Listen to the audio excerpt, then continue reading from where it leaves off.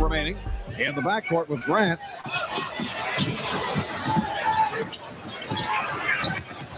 Jordan trying to shake off Starks. Oh, what a move by Jordan! It counts, and the foul. Well, this is an ego problem for Patrick Ewing. First of all, Jordan on the beautiful dismissal of the defense. In this case, Starks and then Oakley, and then the deception. No, I'm not going away from the hoop. And who's at the end waiting but Patrick Ewing?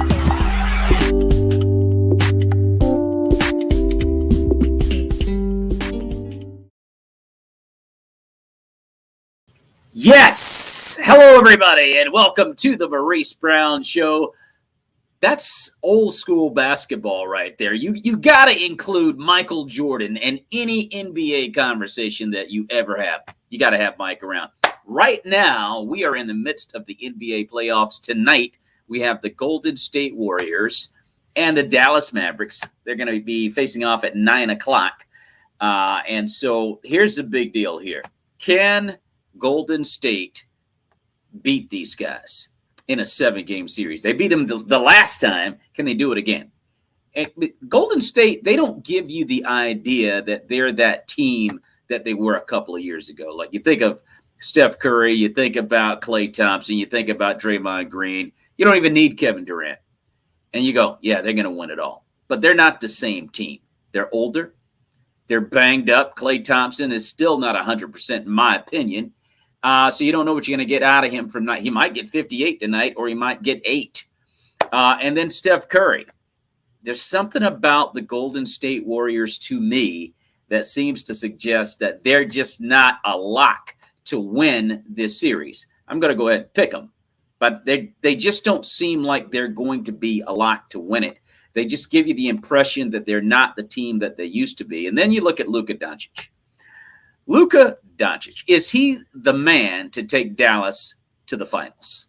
He looks a little bit like Larry Bird. I know that's blasphemy. That's still kind of basketball blasphemy because he's not Larry Bird.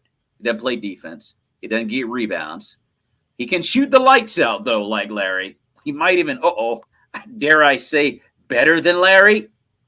He might be able to fire that thing better than Larry Bird. But he's not Larry Bird. So we got to look at this series and go, can the Warriors beat these guys or not? I'll say this. Do you remember the Memorial Day Massacre back in 1985 when the Celtics destroyed the Los Angeles Lakers by like 50-some points? Everybody was like, because you got to remember, the Celtics had the best record in the NBA that year. And they destroyed the Lakers in the first game. Again, the Memorial Day Massacre. And everyone said, that's it. I mean, they're going to sweep the Lakers. This is not even a contest. And the Lakers won it on a baby hook by Magic Johnson in Game 6. Unforgettable. And if you ask any Boston Celtic fan, they'll tell you the same thing. Unforgettable.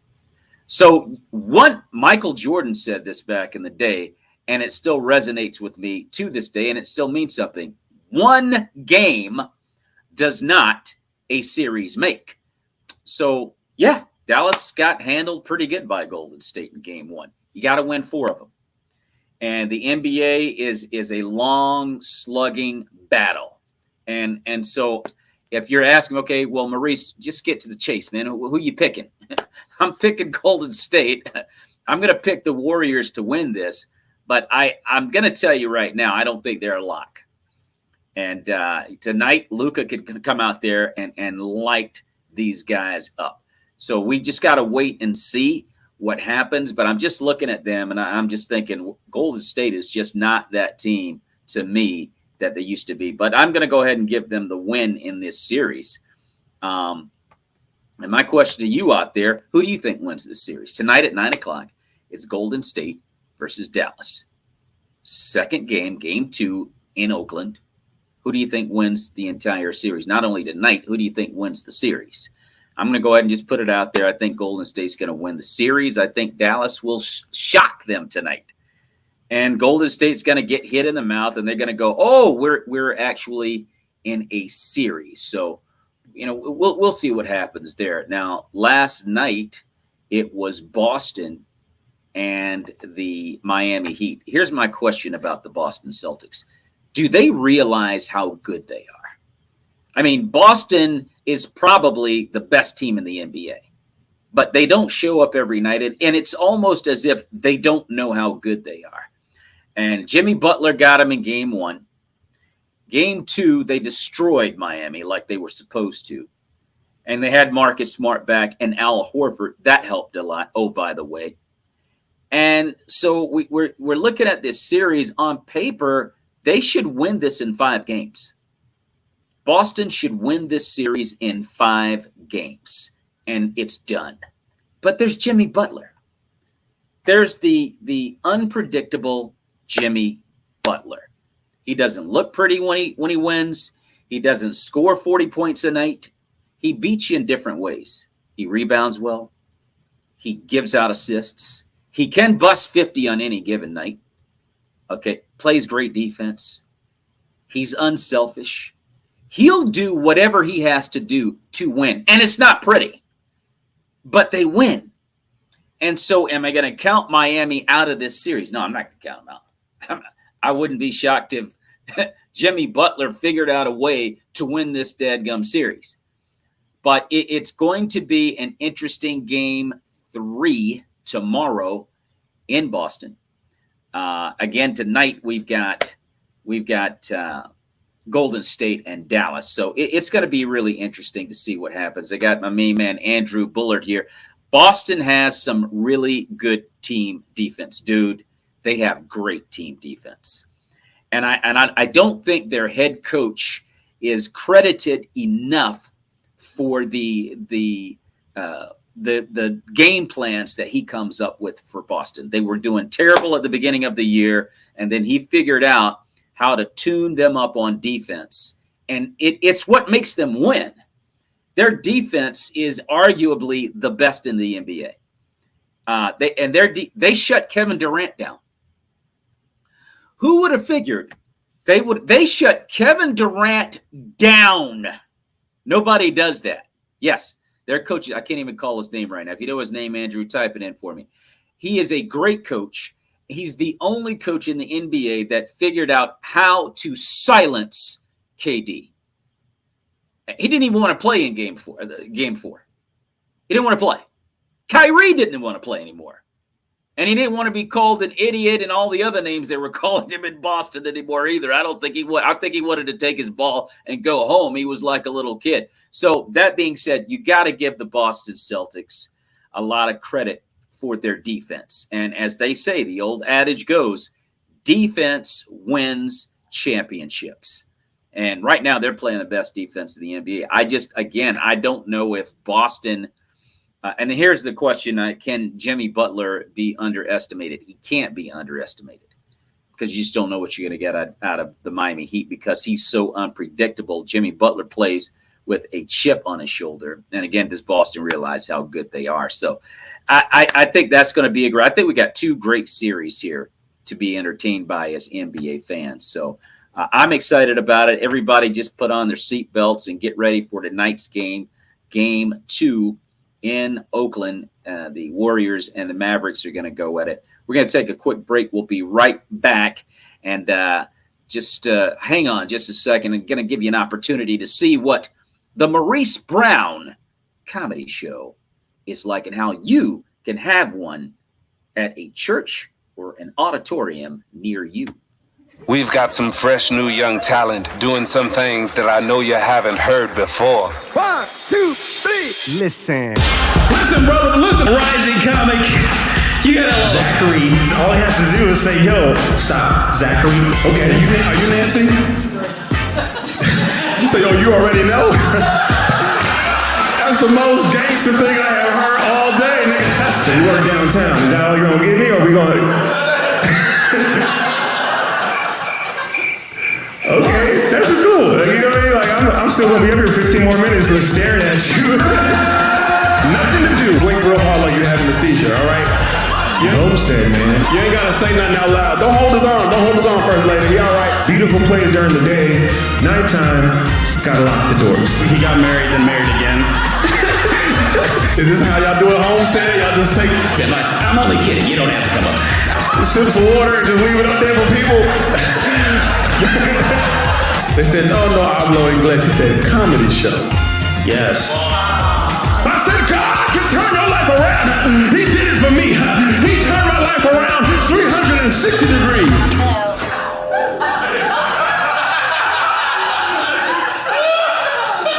Okay, some of y'all need to go back to math class. Y'all like, what's the problem with that?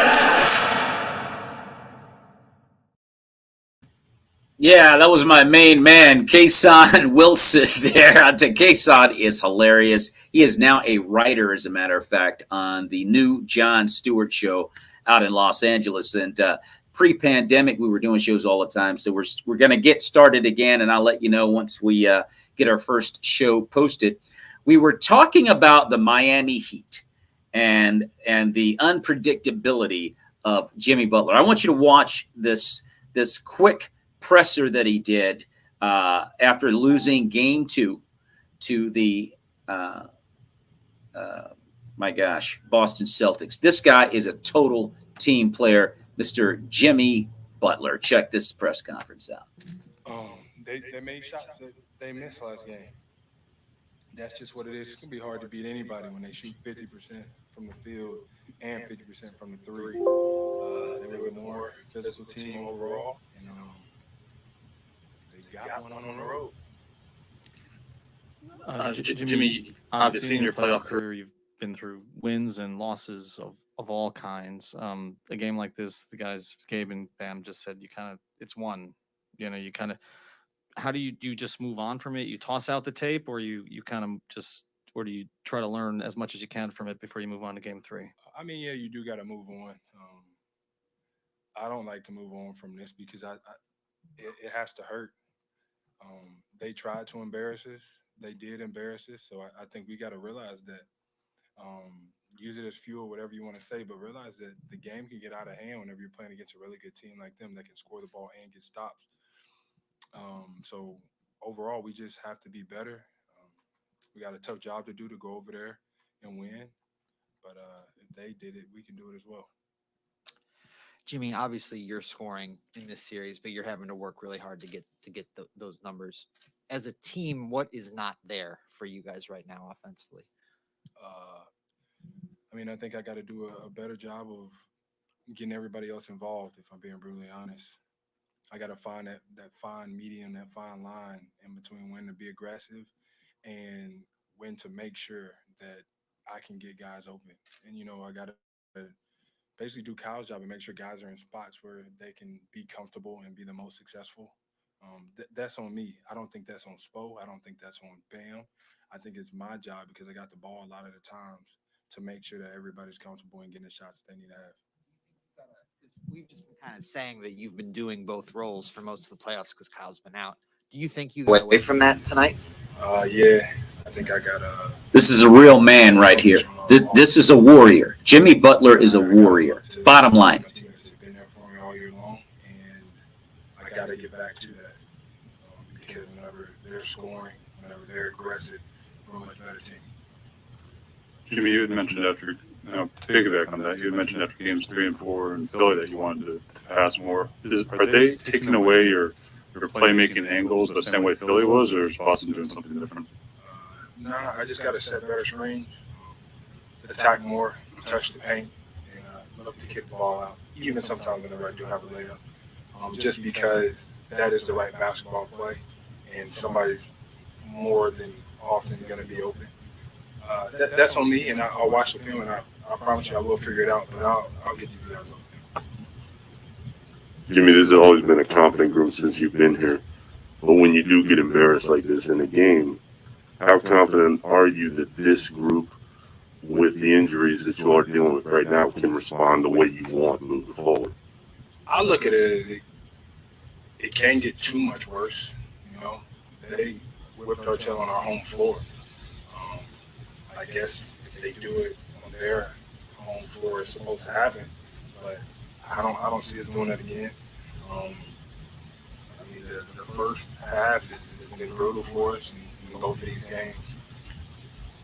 We just gotta come out and play harder from the jump and and be ready because they've been going some haymakers in the first half.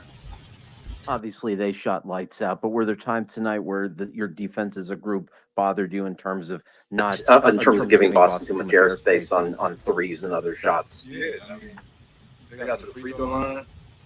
Yup. They made threes. They got to the paint, got layups. They got out of transition. They got offensive rebounds. They were doing everything that we pride ourselves on, actually.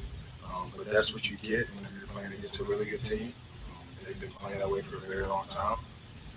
So, overall, we've seen it before. Hampshire saw it tonight, so we don't want it to happen again. We're going to fix it. That's Jimmy Butler making his commentary after game 2. And I want to thank you, Andrew, for letting us know who the head coach is for the Boston Celtics. I could not remember the gentleman's name, Emma Udoka, and he's married to Nia Long, you see. So the guy gets around. Obviously a great coach. And he's got the Boston Celtics doing everything they need to do. I'm going to tell you that right now. We're going to take another quick break. We're going to come back and we're going to talk some more NBA playoffs. Like, what happened to the Phoenix Suns? Like, we expected Chris Paul to be playing Golden State, not Dallas. No disrespect to Luka, but we didn't expect you, Luka. Sorry, dude. Anyway, we're going to take a break. I want you to check out this video of a film that came out last year. Very inspiring. A quick trailer, and we'll be right back.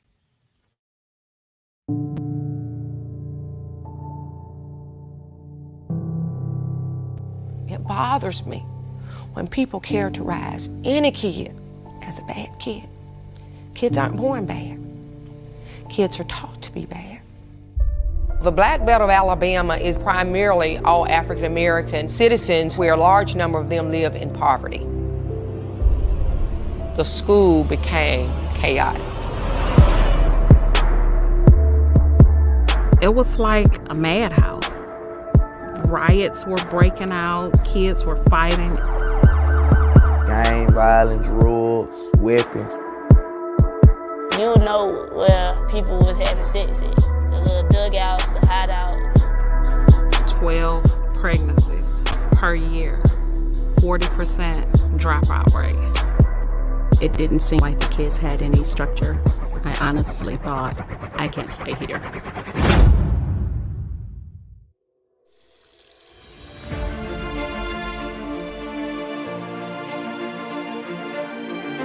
Miss Sullivan came in like gangbusters.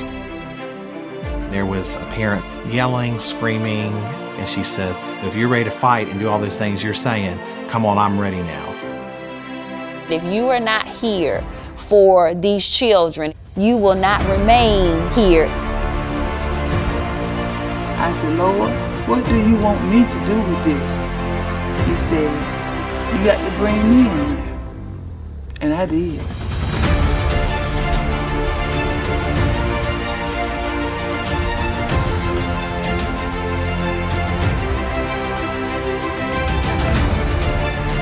No one wants prayer in school anymore. But what about that little boy or girl that had to listen to mom and dad argue all night and they were frightened? Amen.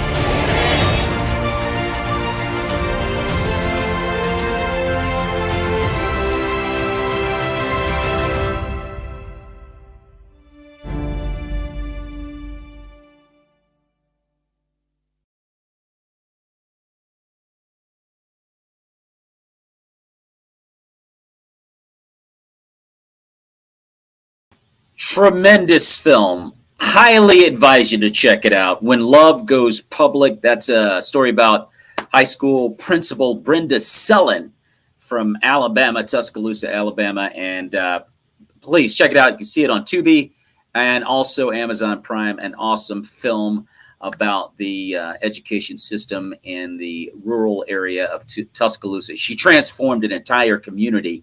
I highly advise you to check it out. You're watching the Maurice Brown Show, the NBA playoff edition. And just kidding, what happened to the Phoenix Suns? What happened to Chris Paul? Chris Paul came out after they were sent packing by Dallas and said, I'll be back next year. Okay, now, Chris, you're 38. And you have the same narrative every year. I'm coming back. And dude, you can keep saying that, and I'm going to keep rooting for you. I mean, you may be 55 saying I'm coming back. It's okay. But dude, at some point, you're going to have to take some ownership of where you are, where your career has gone, injury prone, never, ever able to seal the deal. One of the best point guards to ever play the game, Chris Paul. No doubt about that. An all-time great, first ballot Hall of Famer. But, dude, you're 37, about to be 38, injury prone, as I said, and you were summarily dismissed by a team, quite frankly and honestly, you should have swept. And I thought that when Luka started showing off and making faces and flexing and shooting from the popcorn stand, that you would have rose up and been CP3. Like, nah, dude, not in my crib. That's what I expected. But you didn't do that, and I don't think he did that because he was injured. And he tried to fight through it, and once again, he couldn't get it done. We are going to take another quick break here. My son, Gabriel, has an episodic called The Therapist, and it's based around the Batman theme, and I highly recommend you check that out. So here goes. My son's episodic called The Therapist here on the Maurice Brown Show. Oh, I had it. Yo, Alfred, what's good, bro?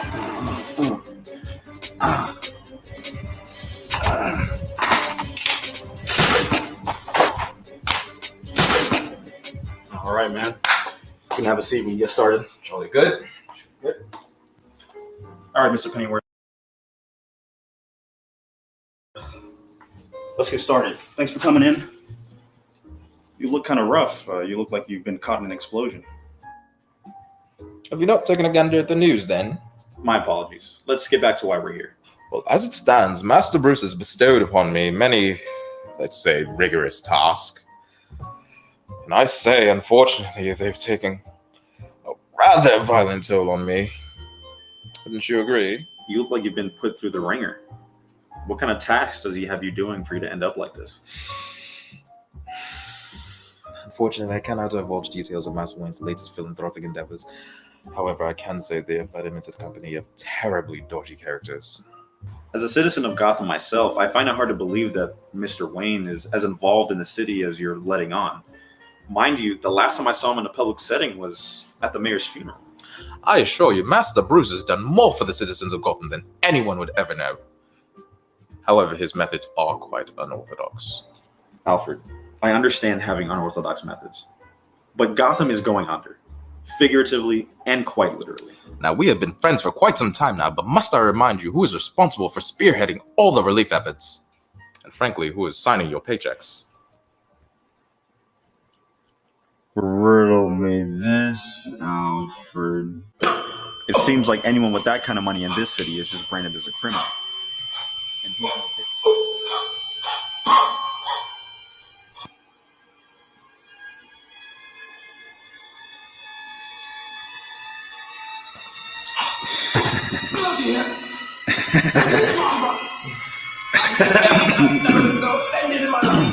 God bless the Queen.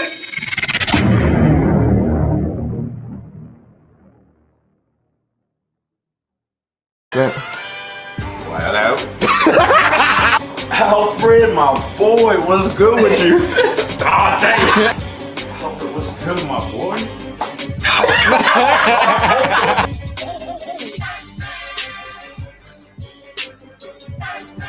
Man, good job.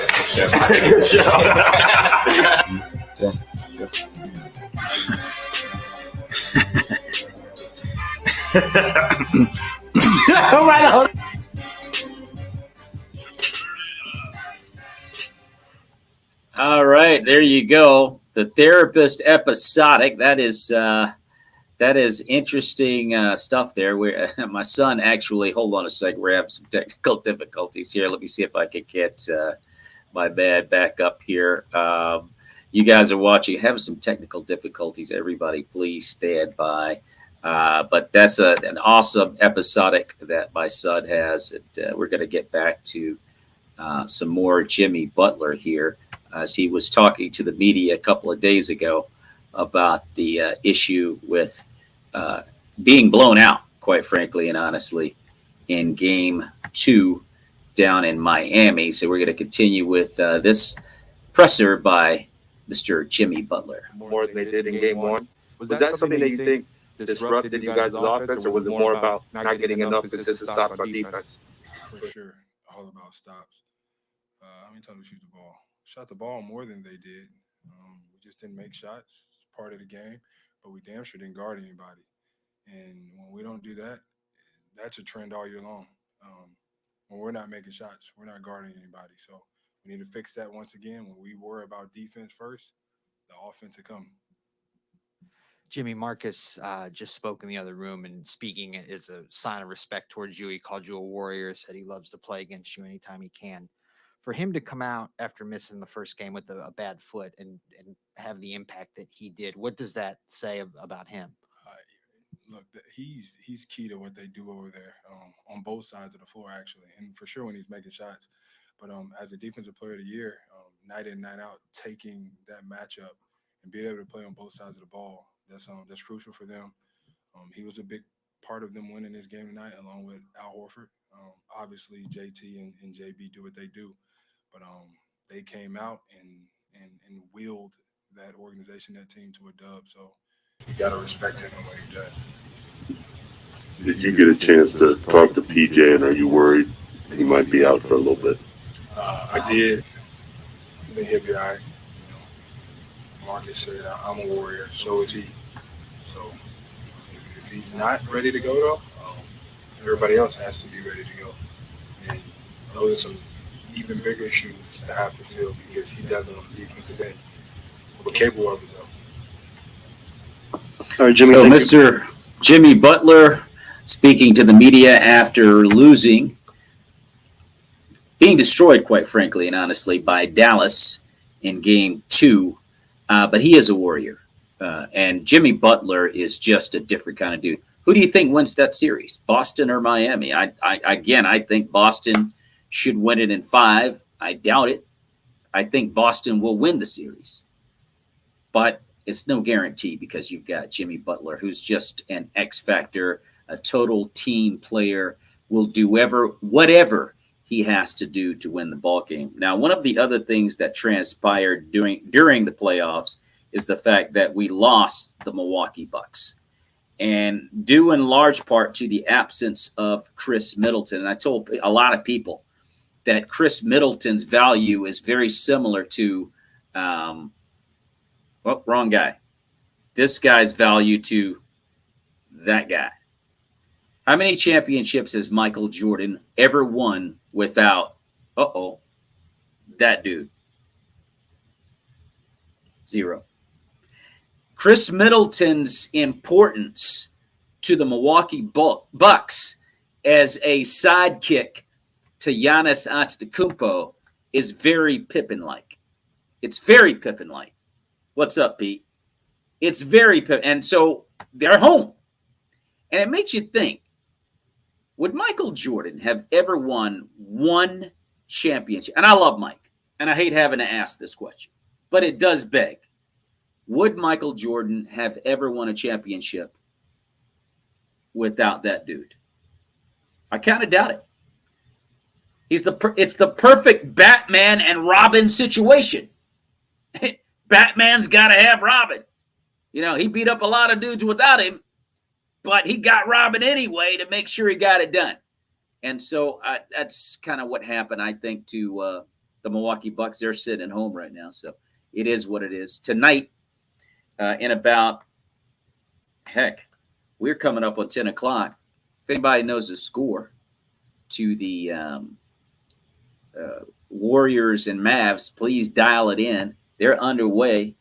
I'm on the West Coast. I'm sorry. I'm in the middle part of the country in Austin, Texas. So we're kind of like on that weird time.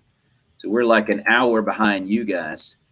And so Actually, I'm tripping. The game hasn't started yet. It starts in about 1 minute. I'm completely in La La Land.